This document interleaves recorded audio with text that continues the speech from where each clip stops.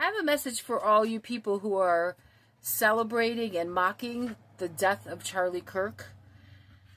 First of all, I don't even know how to comprehend how anyone can be so inhumane. But second of all, I do understand that there are spiritual forces at work. And I pray that y'all find God and get delivered, because that hate will consume you just like it consumed Judas. And what did he do after he did his deed? How do you think Tyler feels right now? He's not, in the end, going to be happy any more than Diddy or any of these other people who think they get away with these things. The bottom line is, you think you're freedom fighters, but you're not fighting for freedom. You're fighting for power. And that's where evil really can step in. So, as Charlie would say, prove me wrong. But think about it. If you wanted freedom just to be yourself, let's say to the trans community, and you want to walk around as a man dressed as a woman, you have freedom to do that. In fact, I see it every day. I live in Asheville. And I'm kind to those people. I don't have anything against them, and I really don't. That's their life. It's nothing to do with me. However, if you start to impose your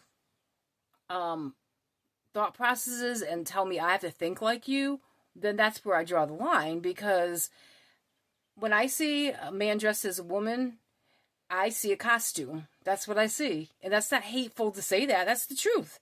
So you want me to think differently and think, oh, well, he's really a woman inside a man's body, and call him a woman. Well, I'm not going to do that. And by you saying that you want to force that on me with the pronouns and all that kind of thing, that's not freedom. That is power that you're looking for. So that's why things can get to this horrible extreme of violence when you think that power is going to take care of it. Shoot someone like Charlie Kirk with a gun and you'll get our attention. Well, guess what you did?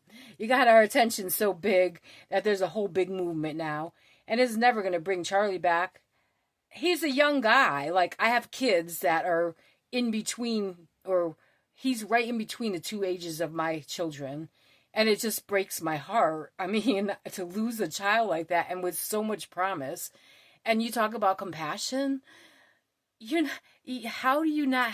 I mean, he wasn't some vicious serial killer or something.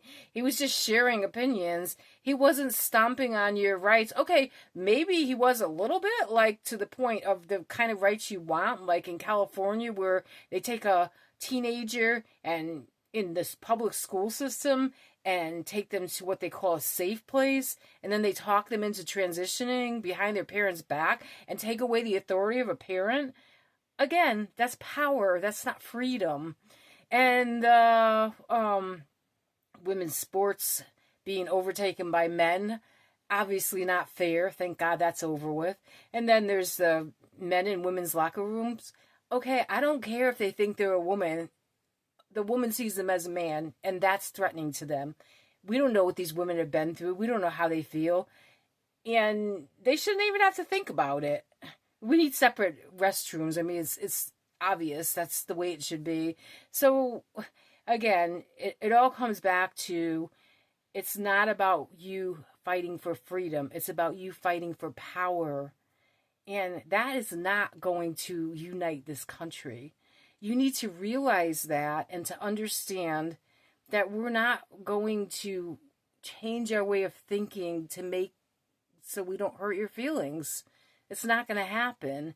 And we will fight back, but we're going to fight back by having these vigils, by praying, by getting together in groups and figuring out how we can shine our light, the light of Christ, across this nation, not by forcing people to come to Christ, but just by showing love.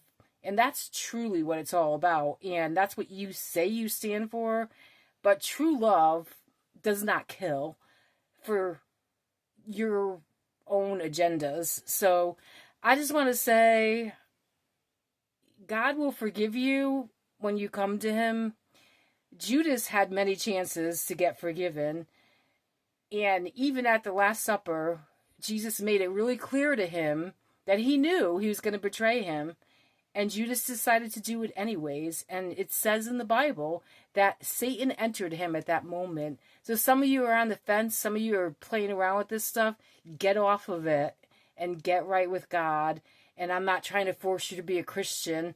I'm just saying you're on the wrong path. It's the path of hate, and it's not the way to go. So I hope you hear what I'm saying.